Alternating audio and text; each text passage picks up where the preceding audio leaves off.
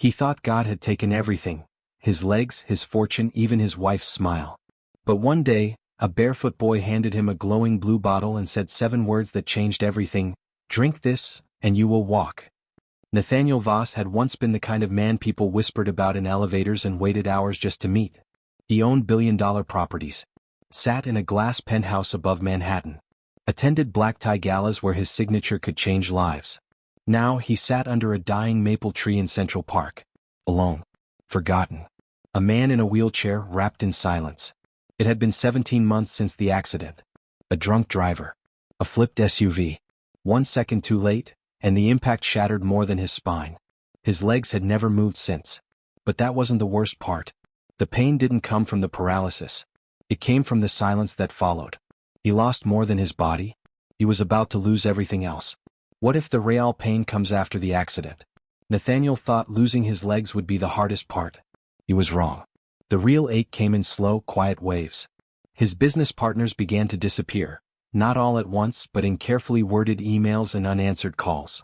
The empire he built with precision and pride started to sink without a sound.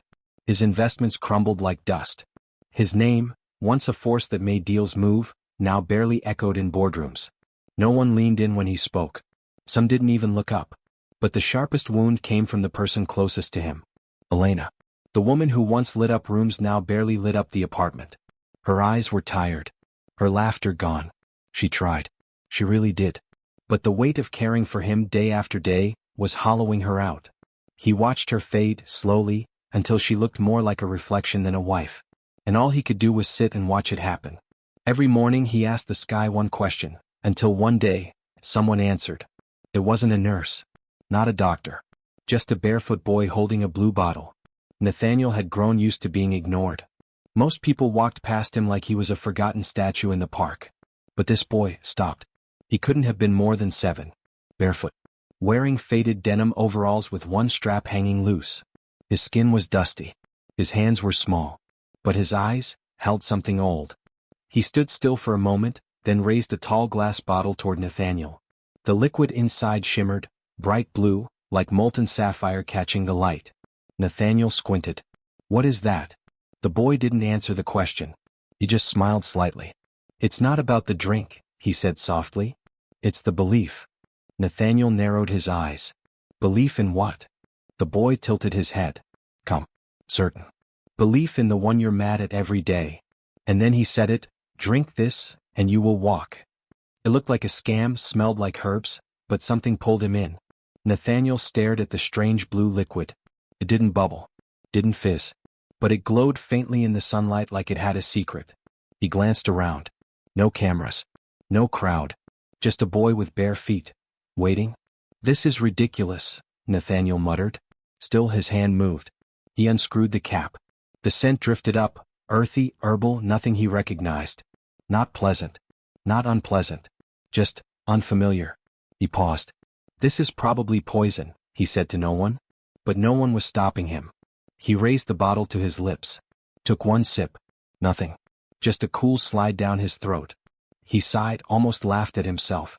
Then took another. And that's when it happened. A flicker. Barely there. A twitch in his right thigh. So small it could have been imagined. But it wasn't. His eyes flew open. He looked down, frozen, afraid to believe it.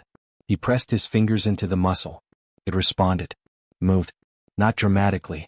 Not like a movie. But enough. Enough to know it was real. He turned to say something, to ask the boy what he did. But the path in front of him was empty. The boy was gone. He didn't know what it meant. But he couldn't ignore what he just felt. What happens when hope returns, in inches, not leaps? The next morning, Nathaniel focused on that same leg. Closed his eyes. Waited. And it moved again. Not much. Just a shift. A nudge. But it was enough to prove yesterday wasn't a dream. By the 3rd day he could reposition in the chair without his arms. By the 5th he stood for 5 full seconds. When Elena walked into the room and saw him standing, even slightly, she dropped her mug. The crash didn't startle her. It was seeing him upright again that did. She froze. Then her face collapsed. Her knees hit the floor. She covered her mouth with both hands and sobbed, harder than she had in months. Nathaniel pulled her close. His hands shook as he whispered, I think he's listening. They held each other. crying, breathing, daring to believe. But miracles don't always come without a shadow. That night, Elena collapsed, and the doctors found something that had been quietly killing her. He never found the boy again, so he chose to become him for someone else. Weeks passed, but the boy never returned.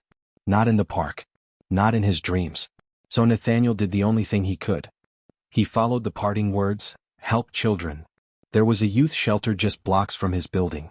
A place he'd passed 100 times without ever stopping. This time he walked in. He didn't bring money. Just time. He swept floors. Fixed old chairs. Read storybooks aloud with a voice still cracked from silence. Some of the kids stared at his limp when he moved across the room. One curious boy finally asked, "Why you walk funny, mister?" Nathaniel smiled. Not embarrassed. Not ashamed. Just honest. "Because I walk slower now," he said gently, "so I don't miss what matters." It wasn't charity. It was healing, for them and for him. Every child's laughter stitched something inside him back together. But the past was not done with him yet. Because one morning, someone walked in holding a bottle just like his. "He told me the same thing," the stranger whispered. Nathaniel paused mid-sentence. The man who had just walked into the shelter wasn't here for food, or for help. He was holding it, a glass bottle. Blow. Identical. His voice was shaky. His eyes wide. "I didn't believe it either," the man said looking down. "But I drank it. And I walked again." Nathaniel's chest tightened. "The boy," the man added, "barefoot, overalls, just showed up one day, told me the same thing he told you." Nathaniel sat back slowly, heart pounding. He wasn't alone. Someone else had received it. Someone else had been chosen. But then the man leaned in. His voice dropped to a whisper. There was a third. Nathaniel's breath caught. He drank it too. But he didn't use it to walk into shelters. He swallowed hard, then continued. He vanished 2 days later. Left behind, damage. Bang. A robbery. A fire. A family destroyed. Nathaniel stared at the bottle. Maybe the drink wasn't the miracle. Maybe what you did with it was. What if miracles come with consequences?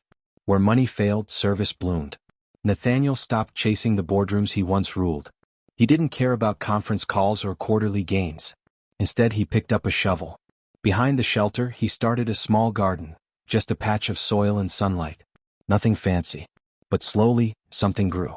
The same kids who once cursed the sky were now planting seeds beneath it. Laughing. Getting their hands dirty. Asking questions about roots, about rain. Nathaniel watched them. And for the first time, he didn't feel like a man who had fallen. He felt planted. Elena visited often. Her face looked different now, not worn down but lifted. She laughed again. Sometimes softly. Sometimes loudly. She even helped water the basil with a grin he hadn't seen in years. No, Nathaniel hadn't gotten his empire back. But something else had taken root. Something that didn't collapse with markets. Something that mattered. Yet the same question haunted him. Who was that boy? No one else remembered him. But Nathaniel never forgot. The glass bottle sat quietly on his nightstand, clean, sealed, untouched. It caught the morning light like a memory. He never tried to drink it again. He didn't need to. The boy never returned. Not once. Not even in passing. Nathaniel asked around, park vendors, joggers, even police. No one had seen a barefoot child in overalls walking that path. No one even remembered. But Nathaniel remembered everything. He kept looking, not for the boy but for the eyes. The same calm, piercing gaze. And sometimes he found it, in a child crying alone. In a teen too angry to speak. In someone standing quietly in need. That's when Nathaniel would kneel. Offer a hand. And whisper the words that changed everything. Believe in him. Help someone. The rest will come.